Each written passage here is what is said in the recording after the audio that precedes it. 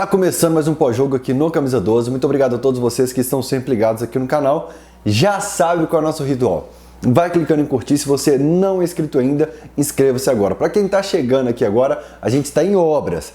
Esse ainda não é o cenário final do pós-jogo do Camisa 12. Muita coisa vai ficar diferente aqui. Aliás, no último pós-jogo eu fiquei até com vergonha de vocês, que além da emoção pelo aniversário do Camisa 12, eu estava tenso com aquela improvisação toda e não ficou legal. Paciência, por isso que a gente não está tendo Cachorrada Podcast. Paciência, vocês são de casa, uma hora a gente vai se ajeitar aqui. Com o tempo, a gente vai colocar tudo do jeito que tem que ser. Uma coisa eu não largo de jeito nenhum. Minha KTO aqui do lado.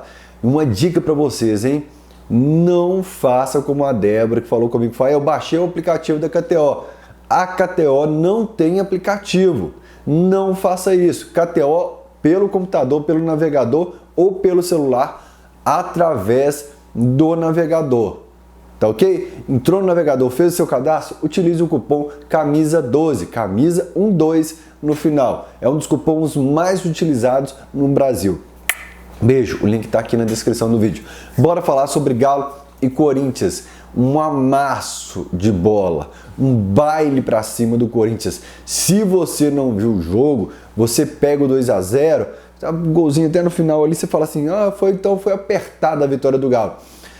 Contextos do futebol, se tivesse ficado 4-5 para o Atlético diante do que apresentou, do domínio, principalmente do temor que ficou o Corinthians o tempo todo, um Corinthians nocauteado, perdido, você não vê liga nenhuma, você não vê potencial nenhum no time do Corinthians, então, diante do futebol apresentado pelo Atlético, poderia sim ter sido um placar elástico. A escalação, que é o momento que o atleticano mais tem esperado, hoje não era de inventar, era de ir para campo o que ele tinha de melhor nas mãos. É uma competição milionária, o Atlético precisa de muito dinheiro, é mata-mata, é um grande rival nacional, com grandes duelos historicamente, então era de ir para cima do Corinthians com quem tá bom para jogar, tá 100%, me dá eles aí porque eu preciso escalar hoje, sem poupar do lado de cá, sem intercalar. Não, hoje era realmente para ir para campo quem estava bem. E o Mariano, nesses últimos, ele foi muito bem agora contra o Internacional.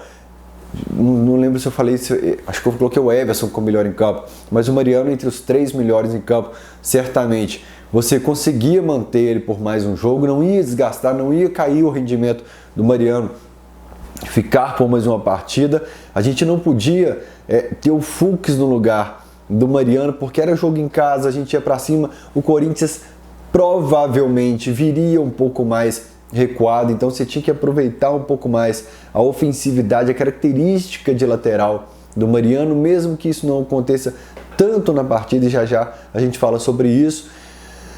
Aí vamos por partes então, do sistema defensivo. O Nathan Silva continuando no time titular, talvez seja a grande interrogação no coração do atleticano, na mente do atleticano, principalmente pelo nome que foi para o banco de reservas, que é o Lemos. O Lemos, mesmo naquelas atuações que o time não estava legal, ele era um cara que a torcida estava brindando, falando, não, aqui foi uma contratação que nos surpreendeu, ele está se salvando, ele está indo bem, mesmo quando o Galo sofre gols. O Nathan Silva voltou e o Nathan Silva ganhou a vaga dele. E eu falei isso já sobre alguns nomes aqui, nomes que chegam, convencem o treinador.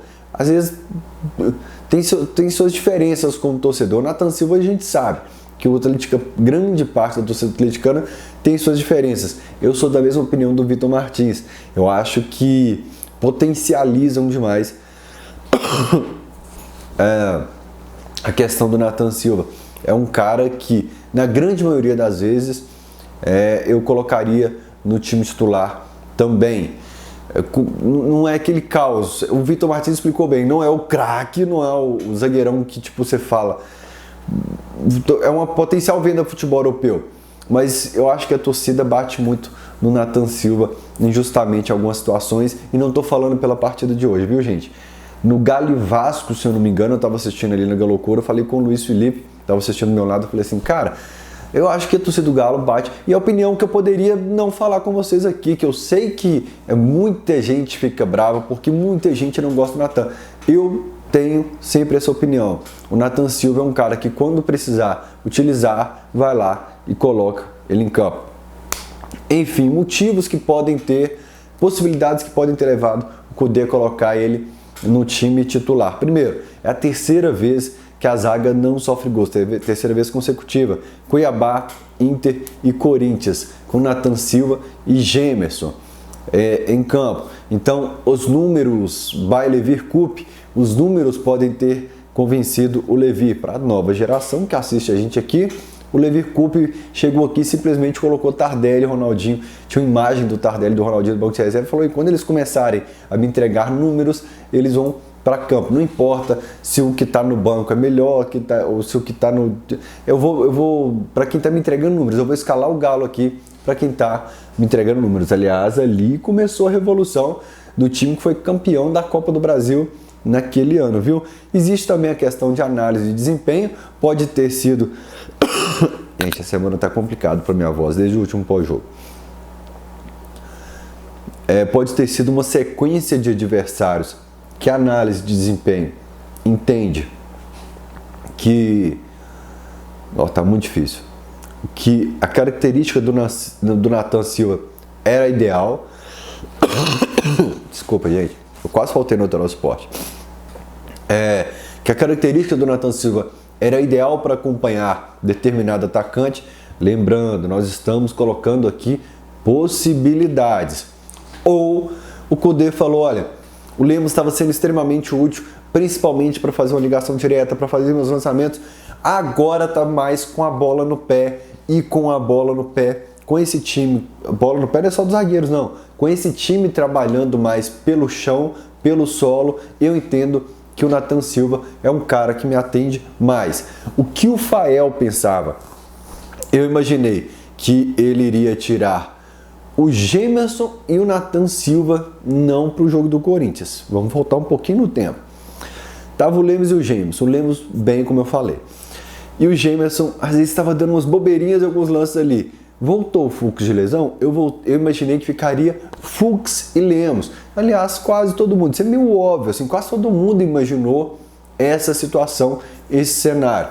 E fica o Nathan Silva e o Gemerson. Nos surpreendeu demais. Outra possibilidade, a condição física. O Lemos, ele chegou a sair no finalzinho de alguns jogos ali, de um ou dois jogos, sentindo, né, tipo, tem uma coisa estranha, no jogo seguinte ele voltou, no outro ele ficou de fora, então pode existir alguma condição física, são possibilidades. E a última possibilidade ela é bem forte, é que a gente não entende nada de bola. Eu, você e tal.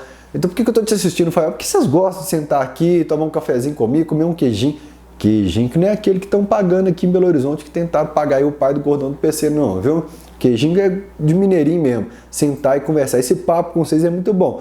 Mas a gente não entende tanto de bola assim não, porque senão, se a gente entendesse, era a gente que estava ganhando salário milionário como treinador. O fato é que, como eu falei, a gente está colocando mais a bola no chão. E isso acontece muito pela entrada de um cara no time. Um cara. O tempo todo a gente precisa no pós-jogo voltar no tempo, né? Mas é para entender o raciocínio de como está funcionando o Galo pela temporada. Quando a gente estava saltando a bola no meio campo, indo direto para o Hulk e para o Paulinho dividir de cabeça, e eu vou citar um outro jogo que me incomodou demais essa situação, o cara bobo lá, que a gente não tinha Paulinho e o Hulk por Covid. A gente não tinha o Hulk e o Paulinho por Covid. Então foi Sacha e Ademir. E a gente colocou bola para o Ademir dividir de cabeça. Nesse período que o Patrick e o Edenilson não deram liga no meio campo, a gente estava saltando esse meio campo. E por que o Pavão mudou essa conexão do time atleticano? A gente está colocando a bola no chão. O Johan passou a vir mais aqui, recolher essa bola perto dos volantes. E o Pavão passou a ter um trabalho maior de bola pelo solo também.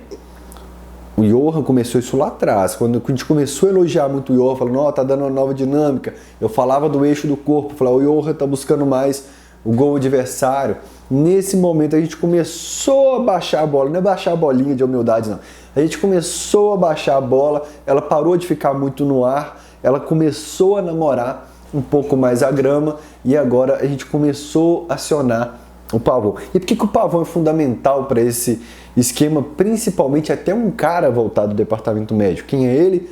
Alan. O Alan vai fazer o primeiro gol da Arena MRV, viu, gente? O Alan, quando tá o Gemerson ou o Nathan Silva, vamos pegar as peças que estavam em campo hoje, o Alan aparece muito para pegar essa bola, como lá na base mesmo assim, gira o corpo e ajuda a construir a jogada. Hoje vinha o Mariano, ficava na linha dos dois, e por característica dele, pela forma como ele joga, o Batalha, que fez um bom jogo, o Batalha ficava preso entre dois jogadores do Corinthians, então não era opção de passe. Batalha estava aqui, preso entre dois jogadores do Corinthians que não atacavam o Gemerson, o Nathan Silva e o Mariano. Eles ficavam só aqui no Batalha. Então a gente não conseguia ir por dentro. O Johan também não veio buscar essa bola aqui com o Zarate, em algumas situações. Então o que a gente fazia? A gente levava a bola para as laterais, pro jogo, já que o jogo truncava. Aqui no meio a gente fez isso com o jogo. A gente fez para a bola fluir pelos lados. É igual quando você tem aquele tubo de ar na engenharia que você joga assim, o ar vai onde tem brecha para ele ir. E a gente conseguiu essa brecha para o Pavon. Se o Pavon não está em campo, se a gente coloca mais um cara por dentro, atrás dessa turma toda do Corinthians, a forma de acionar quem está lá atrás ia ser por cima. Ia ser aquela velha bola para disputar de cabeça. Aliás, destacar que o Mariano voltou a fazer jogos bons. O Rubens hoje com assistência, e o Rubens tinha uma missão complicada de um Corinthians que vem jogando por uma bola, então veio para jogar nas costas de lateral, lançando, tentando a oportunidade de contra-ataque. Então é uma bomba para o lateral esse tipo de partida, porque você fica do tempo todo do meio campo para frente. Quando o adversário pega uma bola, ele vai lançar nas costas dos laterais ali, porque o Corinthians veio realmente para jogar só por uma bola. Então Mariano, Rubens e o Batalha, que estavam me incomodando demais as atuações dele também, sem Alan e o Otávio também. Então o Batalha hoje faz uma atuação diferente. Como o Corinthians realmente deixou 10 jogadores atrás da linha da bola, e teve momentos que o Batalha estava brigando. No perde-ganha aqui, na entrada da área do Corinthians, se tornou quase um meia em alguns momentos, já que o Gemerson e o Nathan Silva estavam na frente do círculo do meio campo. Você imagina o Batalha, que foi empurrado também ali e ficou bem próximo lá, mas estava muito atento para esse perde-ganha. O Corinthians recuperava a bola, o Batalha já estava dando esse combate. Vamos lá agora para a questão dos laterais, então, já que a gente está falando dele. O Mariano fica aqui trabalhando perto dos zagueiros, não vai ficar batendo e voltando, senão a gente não vai ter Mariano no fim do jogo. Infelizmente é essa a situação, ele não vai ficar se aproximando lá do Pavon o tempo todo, fica um pouquinho quase como um segundo volante, respingando uma bola na área. Isso ele tentou, principalmente no início do jogo, essa bola respingada na entradinha, na quina da área ali, né? Uma bola meio que na diagonal. Mais ou menos o que ele fez contra o Brasil de Pelotas ali para o Zarate, mas um pouquinho mais pro centro do campo. Então a gente não tem mais os dois laterais espetados lá em cima. E é uma curiosidade minha, quando o Arana voltar, porque o Kudê, se o Arana voltar bem, ele vai utilizar o Arana e ele vai ter que entender um pouco mais como vai ficar a proteção desse lateral. Porque o Arana ele vai ser um ponta esquerda pela característica dele quando a gente pegar adversário desse jeito como estava o Corinthians hoje. O Arana vai ficar lá em cima e aí meu medo é isso, essa recomposição. Porque como a gente joga com um volante só, por exemplo, o segundo volante ficava cobrindo muito o lado direito aqui, normalmente com o Mariano ou o Cláudio, conhecido como Guga. O Alan fazia muita cobertura do lado esquerdo. Com um volante só, se sobe todo mundo, o Arana vai subir mais do que o normal. Eu estou curioso para saber como fica. Prefiro ter essa dor de cabeça com o Arana jogando, né? Porque vai dar uma qualidade diferente. Eu estou curioso para ver como vai funcionar o Paulinho quando ele voltar também. Falando um pouquinho sobre o Corinthians, eu comecei a comparar durante a partida o Corinthians com adversários que nós enfrentamos. não adversário de qualidade como o Atlético Paranaense, e procurei achar um parâmetro para o Corinthians. Eu posso estar enganado, mas eu acho que nenhum clube visitou o Atlético com tamanha covardia como foi o Corinthians. Uma palavra muito pesada, não quero tirar os méritos do Atlético na partida, mas é um Corinthians desnorteado. No fim de semana a gente enfrentou outro adversário em crise e eu falei sobre isso. Você pega um Cuiabá que está desarrumado, vai lá, nocauteia. Pegou um Inter em crise, vai lá, nocauteia. Fez isso no começo do jogo. Pegou um Corinthians bagunçado, em crise, a Gaviões da Fiel doida para tomar um café da manhã com os caras lá, não perde a oportunidade. Porque quando era o Atlético nessa situação, ninguém pedia oportunidade. Que bom que o Atlético mudou. Eu conversava com um cara, me fugiu o nome dele agora, ali na porta da TV Alterosa hoje, de vez em quando a gente conversa lá, eu falei assim, é curioso como que as gerações, eu gosto de observar as gerações no estádio. Eu que estou me aproximando dos 40, eu sou da geração, vocês vão entender, se a galera mais velha que assiste o pós-jogo aqui, os atleticanos vão se identificar. Eu sou daquela galera meio desconfiada com o Atlético, meio vacinada. Então com o Brasil de Pelotas eu falei, eu não gosto desse negócio. E a nova geração, ela é a geração eu acredito, tá ligado? Tudo deu certo, é o time que dá sorte, que no final tudo dá certo pro Galo, é o time das viradas épicas, dos grandes títulos. Então a galera fica assim, não, nós vamos pegar o Corinthians em crise, nós vamos destruir. Eu fico, calma. É curioso isso, mas o fato é que o Corinthians se acovardou demais. O Corinthians, quando a gente fala que veio jogar por uma bola, é uma bola mesmo, gente. Quando ele conseguiu aquela bola, ali por volta dos 38 do segundo, 33, 36 do segundo tempo, no primeiro tempo, no contra-ataque, eu falo, cara, é isso que não pode acontecer, porque o Corinthians veio para jogar por essa bola. E o Corinthians, a bola tá virando uma batata quente no pé dos jogadores.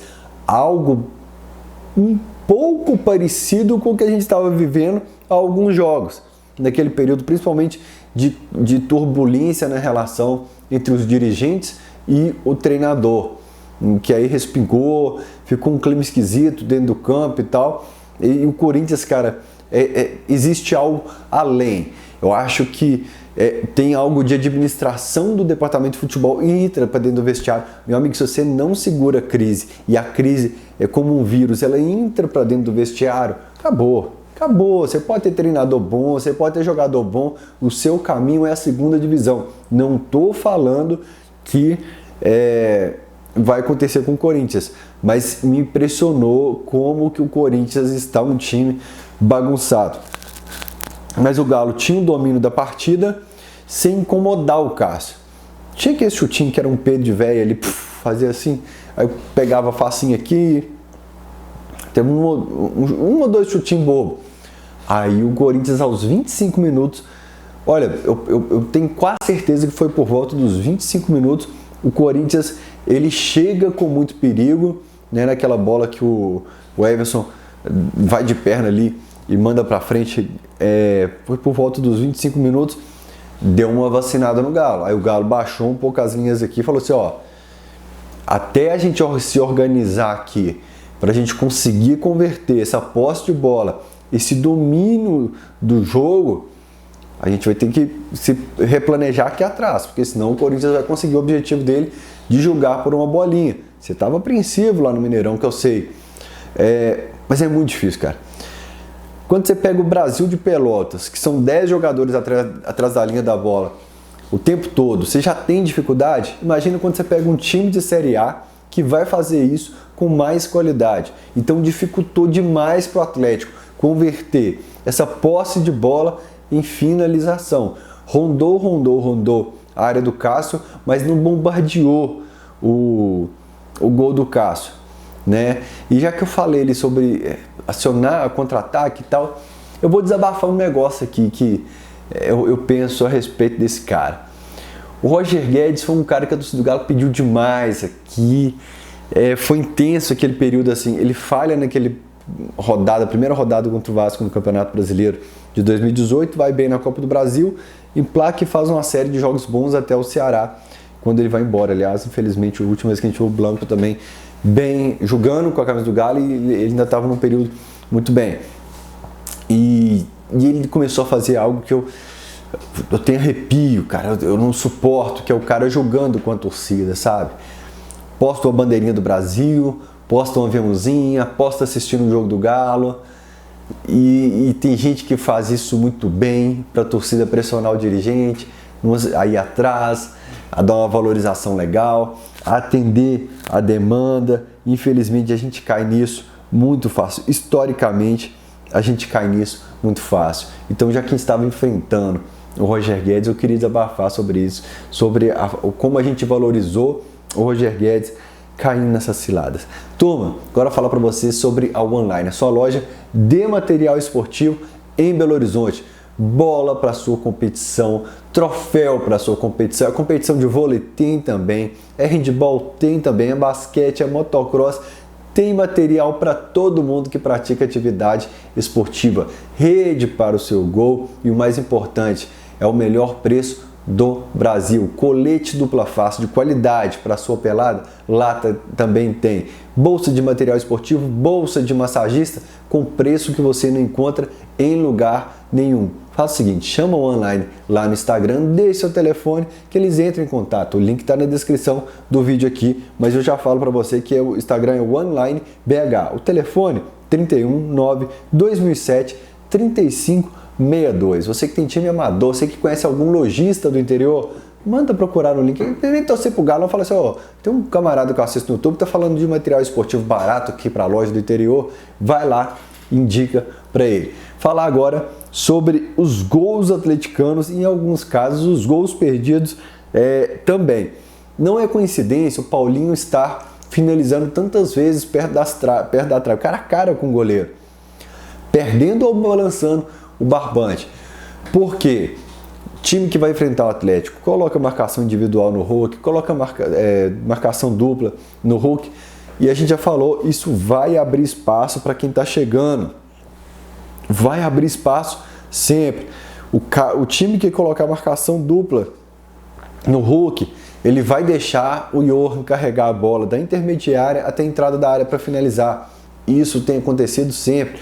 Contra o América no primeiro jogo da final do Campeonato Mineiro, o Johan já fez outras situações nos últimos jogos. Toda vez que o Johan carrega a bola, eu fico lembrando disso. O zagueiro vai dando passinho para trás. Por quê? Focado demais no Givanildo. E o Paulinho tem aproveitado esse espaço, aparecido como centroavante, aproveitado o espaço que eu falo para finalizar várias e várias vezes perto das redes. Tem um lance, dois lances. O lance que o Pavão cruza para o gol do Paulinho, ao Johan chegando para finalizar ali, parecido com o jogo em que ele marcou contra o Cuiabá, e eu acho que foi contra o Internacional, outro jogo que eu falei, ó, isso é treinamento. O Pavão tá cruzando, o Johan tá chegando na intermediária, o Cuiabá, eu sei que ele fez gol. Não sei se foi contra o Inter, a outra jogada. O Johan chegando aqui, ó, na marca do pênalti, o Paulinho fechando atrás. Treinamento. Você pode ver. E na cabeçada que tá sozinho o Paulinho, quem tá atrás dele, coladinho aqui, é o Johan. Então os dois estavam ali para finalizar. Não é coincidência, primeiro, porque o Givanildo está traindo a marcação, o Givanildo está saindo para construir e está o Johan junto com o Paulinho ali. Isso é estudo do treinador que entende que o Johan chegando como elemento surpresa por ali. É interessante que o Paulinho tem que aproveitar, já que a área está menos povoada, já que está indo todo mundo atrás do senhor Givanildo. Então essa é uma característica que provavelmente, enquanto pelo menos os adversários estiverem atordoados atrás do Hulk, você pode ter certeza que vai sobrar espaço para quem está entrando na área por ali. O Johan, principalmente por ser um cara que se movimenta bem, o Igor Gomes pode ser esse cara que dá uma leveza maior, que vai aparecer ali também. Já quem está falando desse poder do Hulk, olha, não foi à toa. Vamos pegar o histórico, que a gente foi mal contra o Botafogo e na volta para casa depois do jogo contra o Cuiabá, o Hulk vai para o banco de reservas. Eu acho que não foi à toa que descansaram o Hulk naquele jogo para ele entrar por volta dos 18 minutos do segundo tempo contra o Internacional. Talvez tenha sido uma questão física. Eu falei que desde aquele jogo contra o Atlético Paranaense, não sei se vocês lembram, que contra o Botafogo, ele estava apresentando que não havia se recuperado totalmente contra o Aliança Lima, e contra o Botafogo eu falei, parecia que não havia se recuperado totalmente daquela lesão no tornozelo. E não sei se foi... fugiu. Não sei se foi por questão física que ele ficou fora contra o Internacional. Gente, eu desligo às vezes, vocês imaginam isso quando eu estou fazendo uma tarefa importante aqui, impressionante. Todo mundo aqui me falando para me medicar por causa disso aí. Então, assim, hoje ganhou, e quando ganha, às vezes a gente não comenta essas questões. Eu falo, são os tópicos que a gente deixa passar quando tem vitória. Mas o Hulk ainda aparenta estar em uma fase assim de ter algo além, de ter um cansaço, ou estar sentindo alguma coisinha e tal. No fim do ano passado ele aparentava isso e depois se lesionou. Então não vou estranhar se contra o Coritiba novamente ele aparecer no banco de reservas para estar 100% contra o Atlético Paranaense, um jogo que cada partida do Galo na Libertadores agora é um jogo de vida ou morte. Então eu não me estranho se ele começar o jogo contra o Coritiba no banco de reservas. Deixa eu dar um pique no vídeo aqui, só para porque agora eu estou mais distante da câmera aí que eu não vejo o tempo mesmo, só para a câmera não desligar sozinha. E aí vem uma questão. A gente jogou hoje na quarta-feira contra o Corinthians, no sábado tem Galo e Coritiba, e na terça-feira, se eu não me engano, já são 3 horas da manhã, tem Galo e Atlético Paranaense. Nós somos engenheiros de obra pronta. Depois que tem um resultado, a gente avalia, não valeu a pena descansar contra o Coritiba, uma equipe mais fraca e tal. Mas se perde ponto para uma equipe que vai brigar contra o rebaixamento em casa, a gente vai brigar e muito, a gente vai arrumar tumulto, a gente vai arrumar problema. É em casa, né? Pô, novamente, eu sei que fica arrastado pós-jogo, ficar parando assim e tal, mas eu preciso tirar a dúvida para vocês. É lá no Couto Pereira essa partida. Obrigado pela espera. Então, eu acho que é fundamental a gente poupar algumas peças para a gente ter uma final de Libertadores na terça-feira. A classificação é imprescindível para continuar essa boa relação com a torcida. A eliminação na Libertadores vai doer por mais tempo.